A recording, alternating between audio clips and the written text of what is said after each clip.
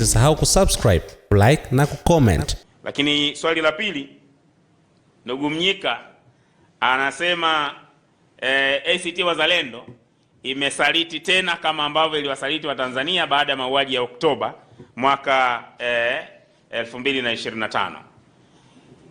Kwa kweli nashangaa sana. Mnyika ni kijana kiongozi, naamini anajua kwamba anachokifanya si kweli na anachokisema anadanganya. Kwanza, hatujawahi kuwa na makubaliano ya pamoja ya vyama juu ya hatua gani tunazopaswa kuzichukua baada ya pale, isipokuwa tumewahi kuwa na makubaliano ya kimaoni kwamba sote tunaona kwamba kuna tatizo lililokuwepo na kwamba kuna hatua zinapaswa kuchukuliwa. Lakini chama chetu kimefanya jitihada mara kadhaa za kuwaandikia wenzetu wakiwemo Chadema kutaka kujenga uelewa wa pamoja juu ya jambo hili na kutazama namna gani ya pamoja ya kutoka hapa tulipo kwenda mbele. Na yeye ndio katibu mkuu wa Chadema. Hajawahi kujibu, hajawahi kutoa opinioni zake. Viongozi wetu wamekwenda mara kadhaa tumekuwa tukiwaandikia Chadema, lakini hata kwenda kukutana na viongozi. Tulifanya hivi mara baada ya uchaguzi wa serikali za mitaa mwaka 2024. Tulimwandikia katibu mkuu wa Chadema kumuonesha kwamba kwa mwenendo huu wa demokrasia ulivyo nchini na hali ya mambo ilivyo, kama hatutokuwa na mkakati wa pamoja, tunakwenda kushuhudia kifo kingine cha demokrasia na hali pengine kuwa mbaya zaidi kwenye uchaguzi wa mwaka 2025. Barua hiyo haikujibiwa na Mnyika. Haikujibiwa na wala hawakuwahi kufanya jitihada wao. Kwa sababu nyakati nyingine wamekuwa wakisikika wakisema kwamba inaonekana sisi tunataka kuwaongoza wao. Lakini hata wao wanaotaka kutuongoza, tujalie wao wanataka kutuongoza sie, hawajawahi kutuita ili tusikie wanachofikiri, tujadiliane na tuwe na mwelekeo wa pamoja.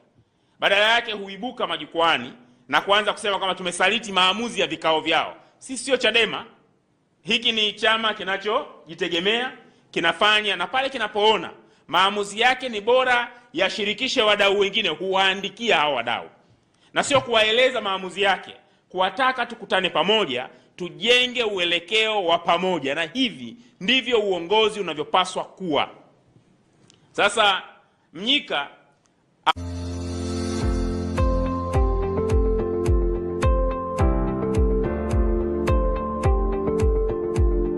hakujibu. Yaani afadhali hata unaweza ukawaandikia watu wakakataa, lakini hata kujibu hawakujibu. Lakini baada ya hapo jitihada zilifanyika. Viongozi wetu baada ya hapo wawili, ndugu Ismail Jussa, makamu mwenyekiti Zanzibar, katibu mkuu ndugu Ado Shaib, walikwenda kuwatembelea, kwenda kukutana na ndugu Tundu Lissu kabla ya uchaguzi, na mazungumzo yalikuwa wazi kwamba ni muhimu kukutana na kutengeneza forum ya pamoja kuona tunakwendaje mbele. Na Mnyika anajua kwa sababu ilikuwa public. Watu wote walijua kwamba viongozi walikwenda. Hakuna jitihada zote ambazo ziliwahi kufanyika.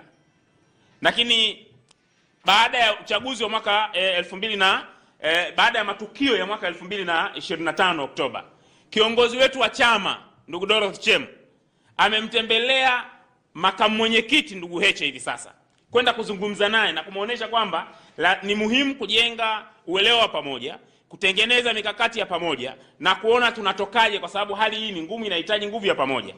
Akasema ni sawa, tutalitafakari na tutaona namna tunavyokutana pamoja. Hawakufanya hivyo.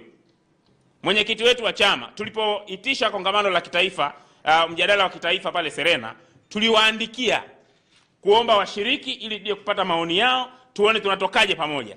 Hawakuja. Mwenyekiti wetu wa chama alipoanza ziara kuwatembelea wadau, mmoja kati ya wadau ambao aliwaandikia kutaka kukutana nao ili azungumze nao, tupate maoni ya pamoja, tutengeneze uongozi wa pamoja kutoka hapa tulipo kwenda mbele, tuliwaandikia Chadema na walisema wako tayari. Siku moja kabla ya ziara wakasema wamepata dharura, hawawezi kukutana na mwenyekiti wetu wa chama taifa. Kwa hiyo ukiniuliza mimi, kama sio kuchelea kwamba migogoro miongoni mwetu inaweza kuwa tu inakinufaisha Chama cha Mapinduzi, ningeweza kusema wazi kwamba Mnyika anafanya kazi hii kwa niaba ya Chama cha Mapinduzi na sio kwa niaba ya harakati ya ukombozi wa nchi yetu. Amefanya hivi alivyokuwa Kilwa, akaanza kushambulia chama chetu na kusema kwamba Maalim alijutia kuja ACT Wazalendo. mambo ambayo hata mke wa Maalim hayajui, lakini yeye Mnyika anasema alikuwa anayajua. Lakini pia juzi anakurupuka anasema kwamba anasema ACT wamesaliti. Tumesaliti nini? Tumetaka tukutane tujenge uelekeo wa pamoja. Tumetaka tukutane tuzungumze, tuone tunawezaje kutoka hapa kwenda mbele. Yeye ndio katibu mkuu, mara zote amepata barua kutoka kwetu, mara zote tumefanya mawasiliano na ofisi yake ili kutaka kujenga uelekeo. Hajajibu na wala hajawahi kuwasiliana na chama chetu, zaidi ya kuja kutokwa na maneno mbele ya vyombo vya habari na kusema maneno ambayo kimsingi hayanufaishi chama chake, hayakinufaishi chama chetu. Tukikubali kuingia kwenye mgogoro huo kati ya sisi na Chadema, ambao mara nyingi ndugu zetu wamekuwa wakijaribu kuja bila ushahidi kutoa matuhuma, kutoa matamko mbalimbali dhidi ya chama chetu, kwa kweli mwisho wa siku hauoni kama wanufaika watakuwa ni hii struggle ya opposition. Hii struggle ya opposition inahitaji kuunganisha nguvu za pamoja. Hii ni struggle inayohitaji kuunganisha wadau pamoja, na mdau atakayekataa hiyo jitihada ndio anayeweza kuitwa kwamba ni msaliti. ACT Wazalendo mara zote tumewaandikia ndugu zetu hao na kuwa tayari kushirikiana nao ili tutoke hapa tulipo tuweze kwenda mbele. Kwa hiyo mimi nitoe wito kwa Chadema na hasa ndugu yangu Mnyika. Najua anao uwezo, ikiwa hakuwa na ufafanuzi wa kutosha, pengine hajaelewa baada ya kusikiliza kilichotokea Zanzibar, anao uwezo wa kuwasiliana na viongozi wenzake kumpa ufafanuzi na hata kutoa maoni yake katika yale ambayo anaona sio sawa sawa.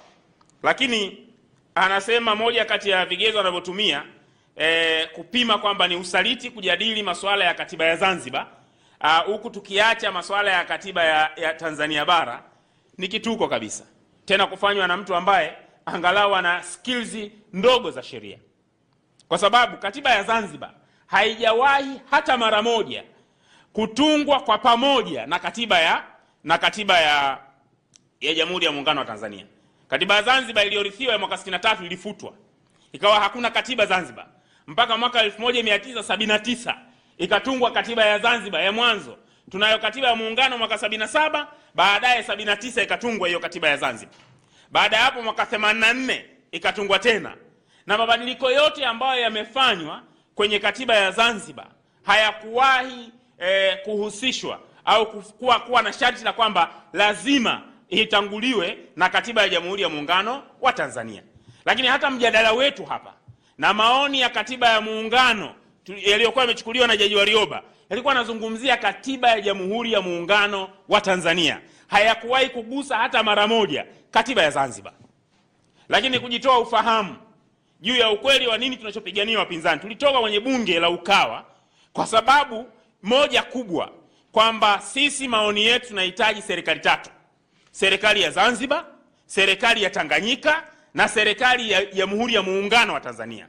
Na kwamba na moja kati ya wadau muhimu sana walioeleza ile ilikuwa Tundu Lissu, mwenyekiti wake, kwamba serikali ya muungano inapaswa kuakisi mkataba wa muungano. Na kwa hiyo kitu pekee kwenye katiba ya Zanzibar kinachopaswa kureflect status ya katiba ya muungano ni yale mambo yanayohusu muungano na sio masuala mengine yote. Na mtazamo wetu ni kwamba lazima Tanganyika iwe na katiba yake inayogusa masuala yake na tuwe na katiba ya muungano ambayo inajitegemea. Na huu ndio mtazamo wa Ukawa, Umoja wa Katiba ya Wananchi, na ndio mtazamo uliotufanya tutoke kwenye bunge la katiba, akiwemo yeye Mnyika. Mimi naamini anaujua. Sasa mjadala wote wa kipindi chote kuhusu katiba, tulikuwa tunazungumzia katiba ya Jamhuri ya Muungano wa Tanzania, haukuwahi kuzungumzia katiba ya Zanzibar. Lakini Zanzibar leo tunapozungumza ina serikali yake ya Zanzibar, na wao wamekuwa ni wadau muhimu wa kuonesha kwamba mbona Zanzibar ina serikali yake, Tanganyika haina serikali yake. Ina bunge lake, ina rais wake, ina shughuli zake ambazo zinaendelea. Haya ni mambo yanayohusu Zanzibar. Zanzibar ilifanyika mauaji mwaka 2001, hayakufanyika huku Tanganyika. Na tulipotatua tatizo la Zanzibar halikuwa linasubiri ridhaa ya Tanganyika ndio mtatue tatizo la Zanzibar. Na haya ndio mambo, ndio uhalisia wa mambo. Kwa hiyo kuja kuibuka na tuhuma hizi, mimi nadhani kwa sababu hakuwa na hoja ya msingi ya kubeba tuhuma zake. Ndio maana akaibuka na jambo ambalo yani halieleweki kimantiki, halieleweki kihistoria, halijawahi kuwa sehemu ya mjadala wa mahali popote katika siasa za nchi yetu, kwamba Wazanzibari wakitaka kuandika katiba wanatakiwa wasubiri kwanza katiba ya muungano. Isipokuwa inaweza tu kuakisi jambo moja, kwamba chama chake hakina ushawishi Zanzibar, hakijui hali halisi ya Zanzibar.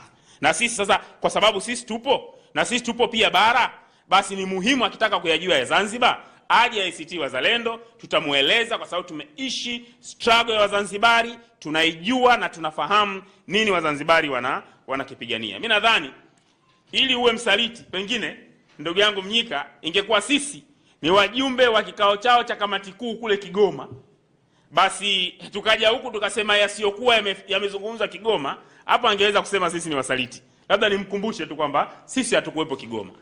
Kwa hiyo watafute wasaliti wa ndani ya chama chake, lakini ACT Wazalendo tumemwandikia mara nyingi kutaka uelekeo wa pamoja, tujenge harakati hizi na tutoke hapa tulipo tuende mbele. Na tumekumbusha mara zote, sio kwa maslahi ya siasa za upinzani Tanzania, migogoro miongoni mwa vyama vya siasa vya upinzani.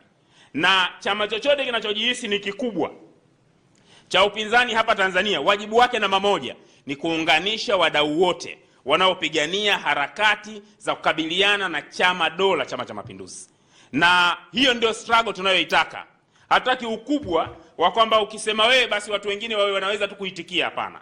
Tunadhani ni muhimu jambo hilo, na ndio maana sisi tumewaheshimu mara zote, tumeheshimu position yao ya struggle, na tunadhani ni muhimu kuona namna gani tunaweza kushirikiana toke hapa tulipo tuende mbele. Ndugu yetu ili kwa wa kwanza kupata habari zetu, tafadhali usisahau kusubscribe, like na kucomment.